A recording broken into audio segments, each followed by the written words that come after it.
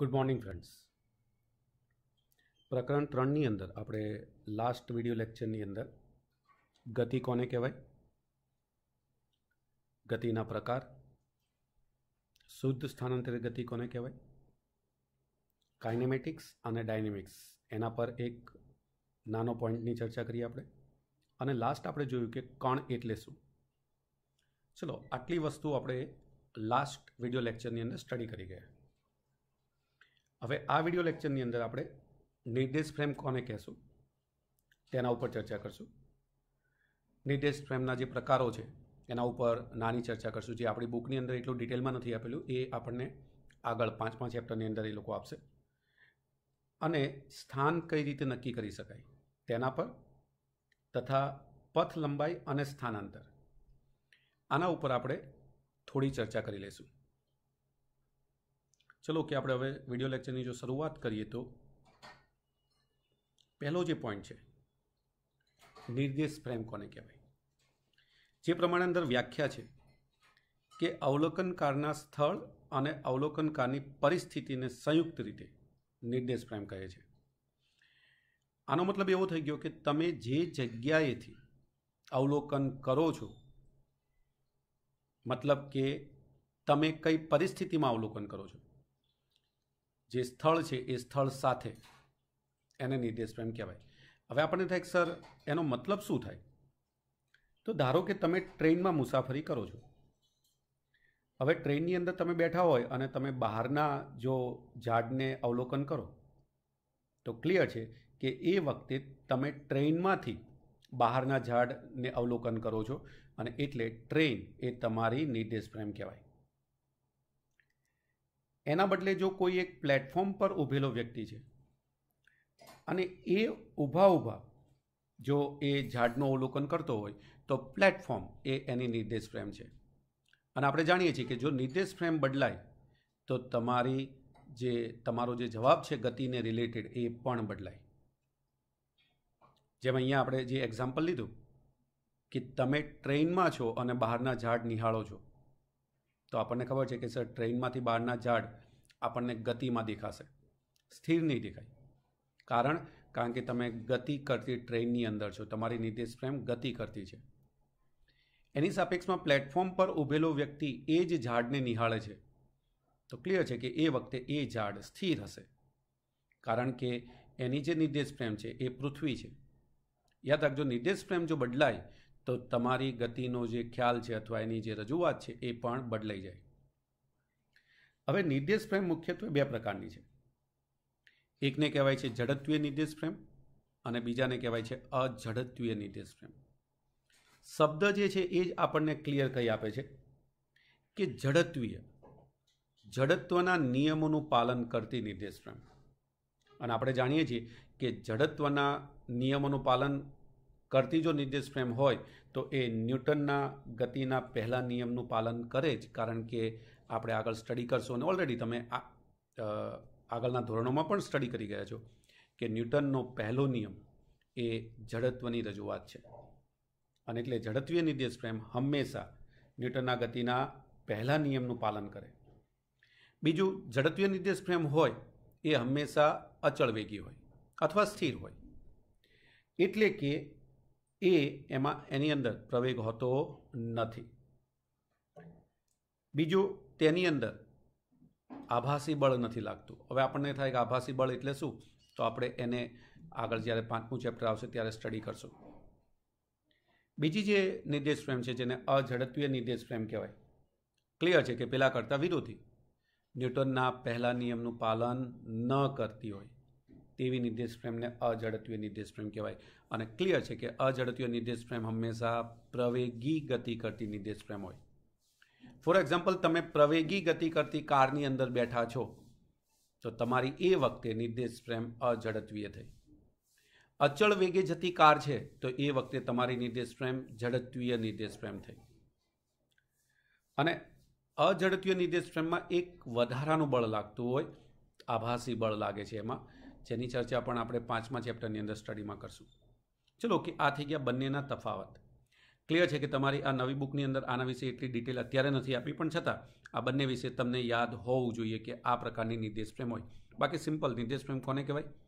અવલોકનકાર જે સ્થળેથી અને જે પરિસ્થિતિમાં અવલોકન કરતો હોય એને નિર્દેશ ફ્રેમ કહેવાય. ચલો હવે આપણે નેક્સ્ટ પોઈન્ટની વાત કરીએ. તો કોઈ પણ કણનું સ્થાન કઈ રીતે રજૂ કરી શકાય?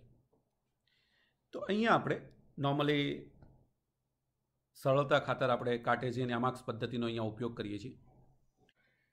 તો નોર્મલી કણની ગતિનો અભ્યાસ કરતી વખતે દરેક ક્ષણે તેનું સ્થાન જાણવું જરૂરી છે અને આ સ્થાન નક્કી કરવા માટે નિર્દેશ ફ્રેમની જરૂર પડે.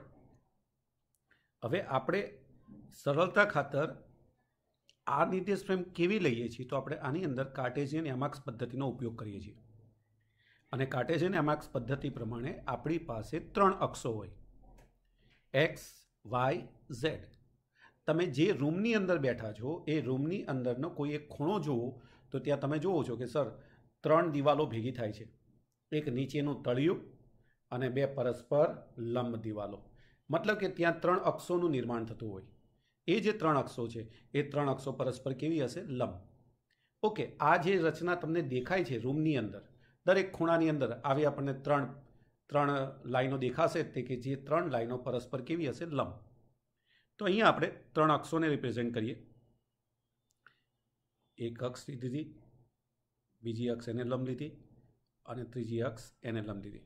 ક્લિયર છે કે ત્રીજી અક્ષને જ્યારે આપણે અહીંયા રિપ્રેઝેન્ટ કરીએ છીએ તો ખરેખર એ તમે જે સ્ક્રીન જુઓ છો એ સ્ક્રીનને લંબ બહાર તરફ હોય, પણ કહીએ છીએ કે આપણે એક કન્સ્ટ્રેન્ટ છે કે 3D ત્રિપરિમાણને આપણે સમતલની અંદર રજૂ કરી શકતા નથી. એટલે ત્રીજી અક્ષ આપણને એક્ઝેક્ટ 90ના ખૂણે ન દેખાય, એનો ખૂણો આપણને થોડો અલગ દેખાય છે, પણ વાસ્તવમાં એ રીતે એ અક્ષ હોતી જ નથી.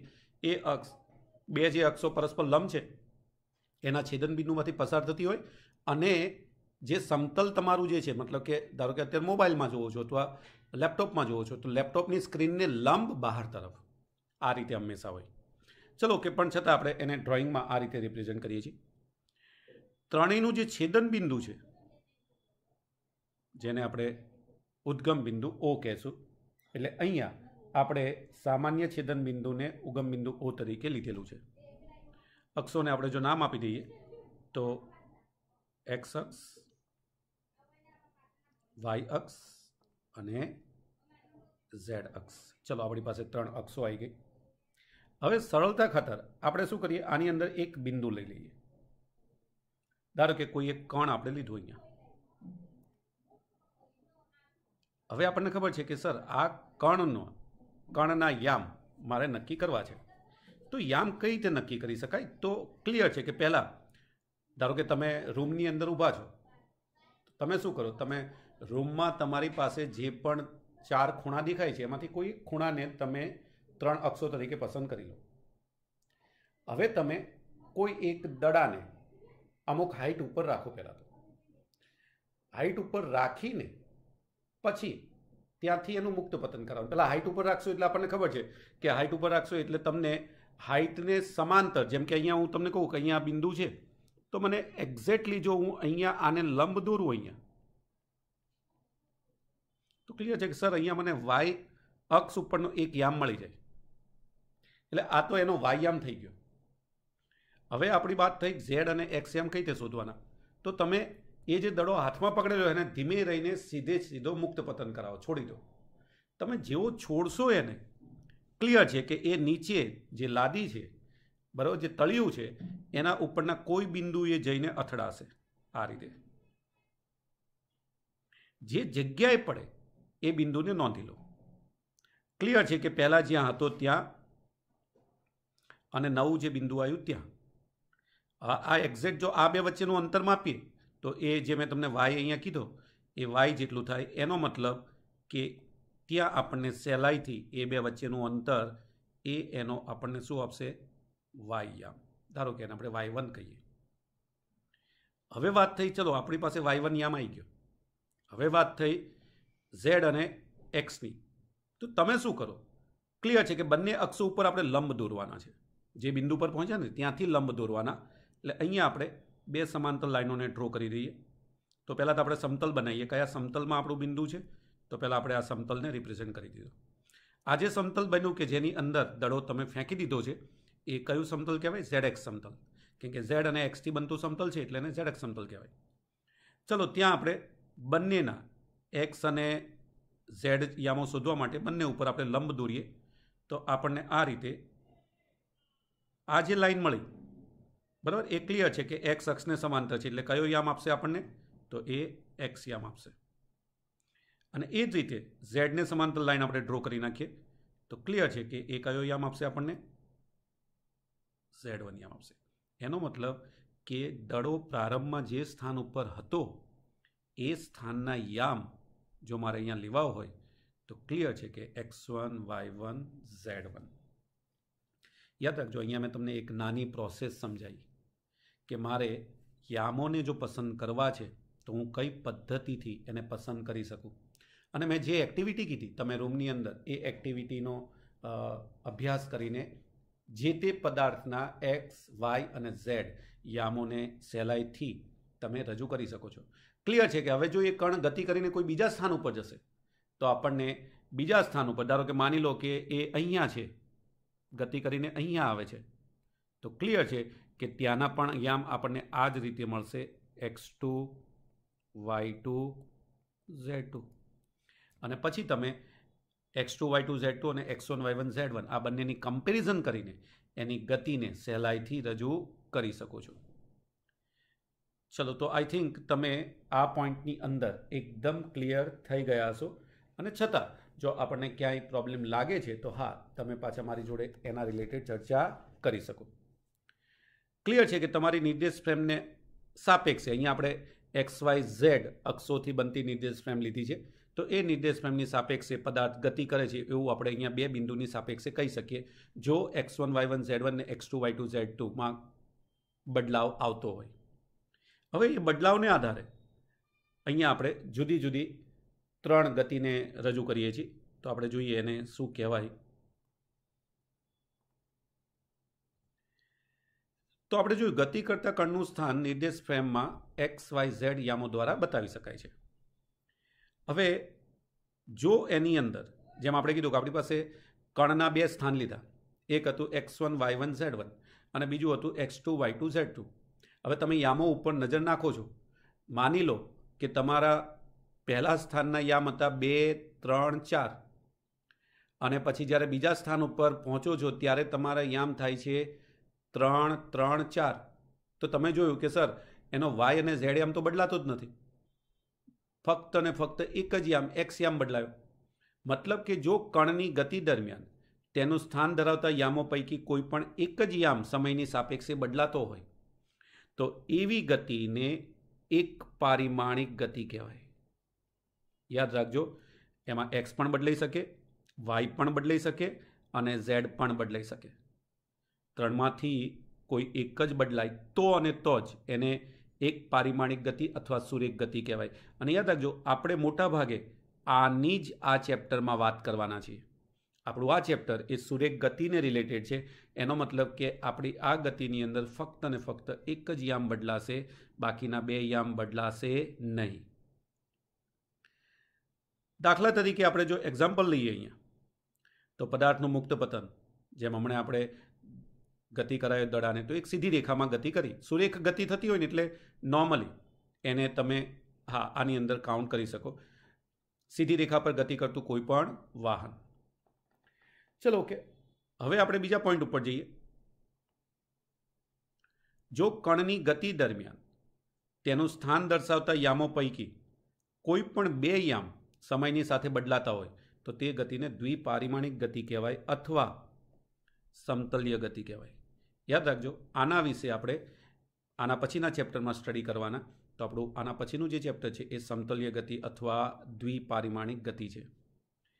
એક્ઝામ્પલ તરીકે જો એમાં આપણે લેવું હોય તો કેરમ બોર્ડ પર કુકરીની ગતિ, તમે કેરમ બોર્ડ ઉપર કુકરીને જ્યારે તમે સ્ટ્રાઇકર વડે અથવા સ્ટ્રાઇકરની ગતિને તમે જુઓ તો નોર્મલી તમે જુઓ છો સ્ટ્રાઇકર સમતલની અંદર જ ગતિ કરે છે. મતલબ કે સ્ટ્રાઇકરની ઊંચાઈમાં કોઈ ફેરફાર થતો નથી, એટલે ઊંચાઈવાળું યામ હંમેશા અચળ રહે. બાકીના બે યામ હા એ તમારા કેરમ બોર્ડને આધારે અંદર બદલાતા જાય. બીજું, વર્તુળાકાર પથ પર ગતિ કરતો કણ. ફોર એક્ઝામ્પલ, તમે તમારા ઘરની અંદર જ તે પંખો ચાલુ છે, પંખો જોઈ શકો છો. પંખો વર્તુળાકાર ગતિ કરે છે, પણ પંખાની ઊંચાઈ તમારી જે નીચેની લાદી છે અથવા તળિયું છે એનાથી એ ઊંચાઈ હંમેશા અચળ જ રહે છે, એ બદલાતી નથી. મતલબ કે એક યામ હંમેશા અચળ રહે.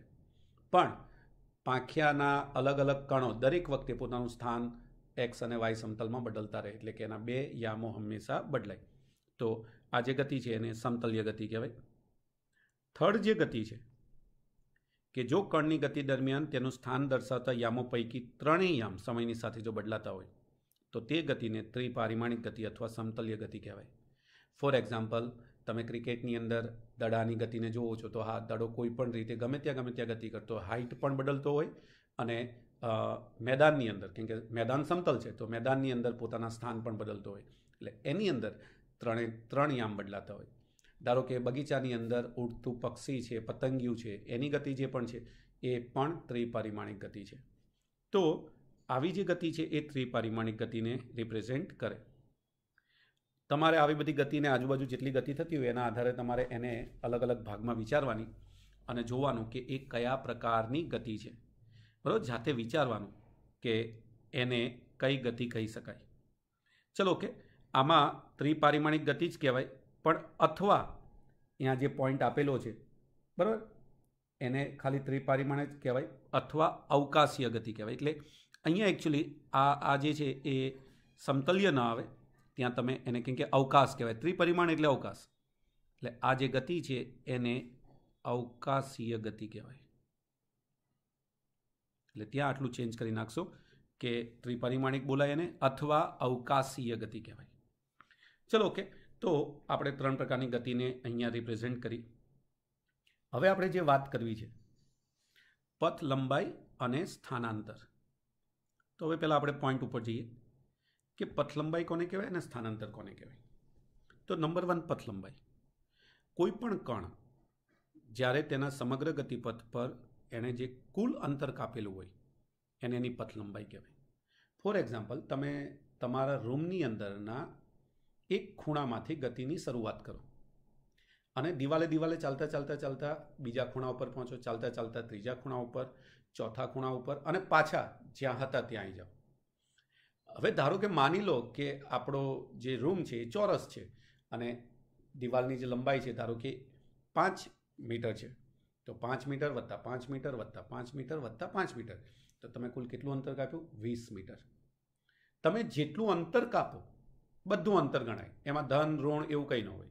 મતલબ કે કણ વડે તેના સમગ્ર ગતિપથ પર કાપેલ કુલ અંતરને તેની પથ લંબાઈ કહેવાય. હવે સ્થાનાંતર, કણના સ્થાનમાં થતા ફેરફારને સ્થાનાંતર કહેવાય. તમે જે મેં તમને જે એક્ઝામ્પલ આપ્યું એમાં તમે વિચારી શકો કે તમે જે સ્થાનેથી શરૂઆત કરી ત્યાં પાછા આવ્યા એટલે તમારું સ્થાનાંતર શું કહેવાય? તો પ્રારંભિક સ્થાન અને અંતિમ સ્થાન એનો તફાવત હોય એકચ્યુઅલી. તો અંતિમ માઇનસ પ્રારંભિક શૂન્ય જ થાય, કેમ કે તમે જ્યાં હતા ત્યાં જ પાછા આવ્યા. એટલે સ્થાનાંતર એ સ્થાનમાં થતા ફેરફારને રજૂ કરે. અને એટલે કહી શકાય કે પથ લંબાઈ અને સ્થાનાંતરની જ્યારે આપણે આગળ ચર્ચા કરશું તો આપણે નિષ્કર્ષ ઉપર આવશું કે પથ લંબાઈ અને સ્થાનાંતર હંમેશા સમાન જ હોય એવું કહી શકાય નહીં. ચલો આની આપણે ગણતરીની જો વાત કરીએ તો અહીંયા આપણે એક સુરેખા લીધી. ફોર એક્ઝામ્પલ, આપણે એક્સ અક્ષ લીધી, એટલે અહીંયા આપણે એક્સ લખીએ, અહીંયા આપણે -x લખીએ. ચલો, આ ધારો કે એનું ઉગમ બિંદુ છે એટલે કે અહીંયા 0 લઈએ. આ બાજુ આપણે આપી દઈએ 10, 20, 30, સરખા અંતરે 50, 60, 70, 80, 90. આ એકચ્યુઅલી કિલોમીટરને રિપ્રેઝન્ટ કરે. ધારો કે એ રીતે આ બાજુનું અંતર છે તેને -10, -20 આપણે સંખ્યા રેખા ઉપર જે રીતે દર્શાવીએ ને એ જ રીતે અહીંયા આપણે રિપ્રેઝન્ટ કરીએ.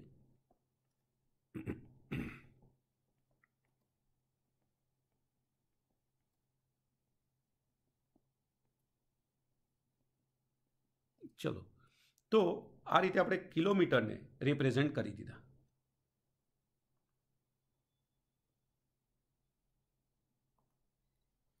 હવે કોઈ એક કણની આપણે વાત કરીએ. તો શરૂઆતમાં કોઈ એક કણ આ સ્થાન ઉપર છે, પી સ્થાન ઉપર. ત્યાંથી પછી એ ક્યુ ઉપર જાય છે. તો ધારો કે ક્યુ અહીંયા છે 60 ઉપર, અને પછી પાછો તે આર ઉપર આવે છે. ધારો કે આર અહીંયા છે. એનો મતલબ કે અહીંયા એ જે ગતિ કરે છે, એ ગતિની જો આપણે વાત કરીએ તો એની ગતિ એ પીથી સ્ટાર્ટ થાય છે. પીથી પહેલાં ક્યાં પહોંચે છે? ક્યુ. એટલે ગતિની શરૂઆત પીથી જાય છે ક્યુ ઉપર, ક્યુથી પાછો એ જાય છે આર ઉપર. મતલબ કે પહેલાં એ અહીંયા છે, આ પહેલી પોઝિશન, પછી એ ક્યુ ઉપર છે, આ બીજી પોઝિશન, અને પછી એ આવે છે આર ઉપર, આ ત્રીજી પોઝિશન. મતલબ કે એના 3 સ્થાનો આપણી પાસે છે. હવે આપણે અહીંયા એને સમજવાની શરૂઆત કરીએ. તો ધારો કે કેસ નંબર 1.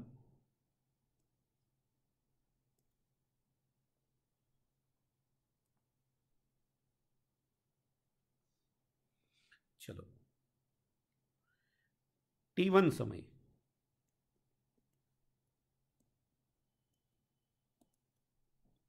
કણ પી સ્થાને છે.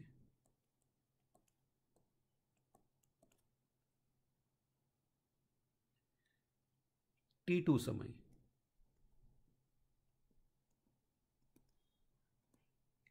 કણ ક્યુ સ્થાને છે.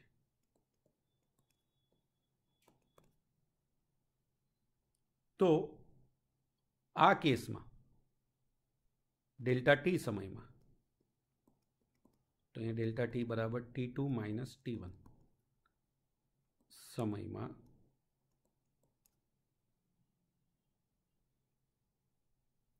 કણની પથ લંબાઈની જો વાત કરીએ તો ક્લિયર છે. તો એને કેટલું અંતર કાપ્યું? પી થી ક્યુ.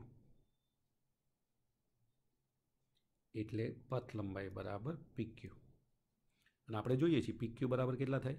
તો P થી Q ઉપર જઈએ તો 60 અને અહીંયા 10 છે. એટલે એને કાપેલું અંતર કેટલું હશે? તો 60 ઓછા 10. અને માટે પથ લંબાઈ PQ બરાબર 50. બીજી વાત કરીએ આપણે સ્થાનાંતરની.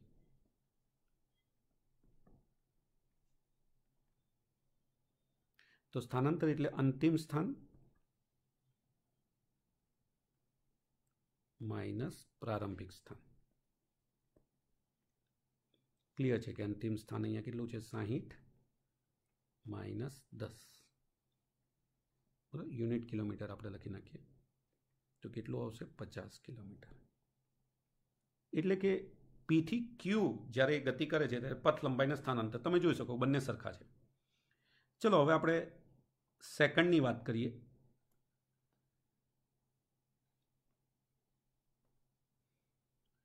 તો હવે T2 સમય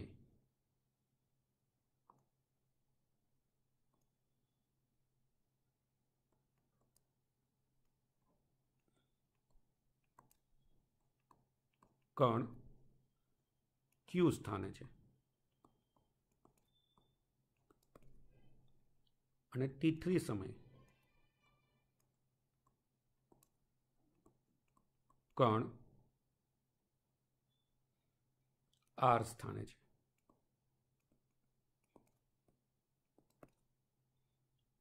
માટે ડેલ્ટા ટી બરાબર T3 માઇનસ T2 સમયમાં, ચલો પહેલું પથ લંબાઈ,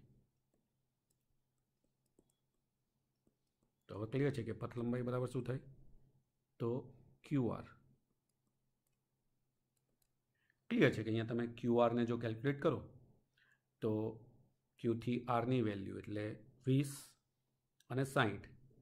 ક્લિયર છે કે 60 ઓછા 20 કેટલું આવશે? 40 કિલોમીટર. સ્થાનાંતર બરાબર અંતિમ સ્થાન માઇનસ પ્રારંભિક સ્થાન.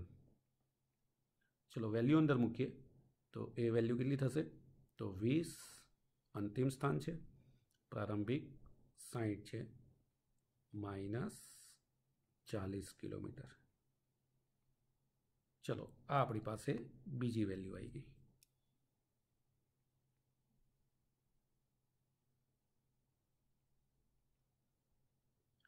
હવે આપણે ત્રીજી એક વાત કરી લઈએ.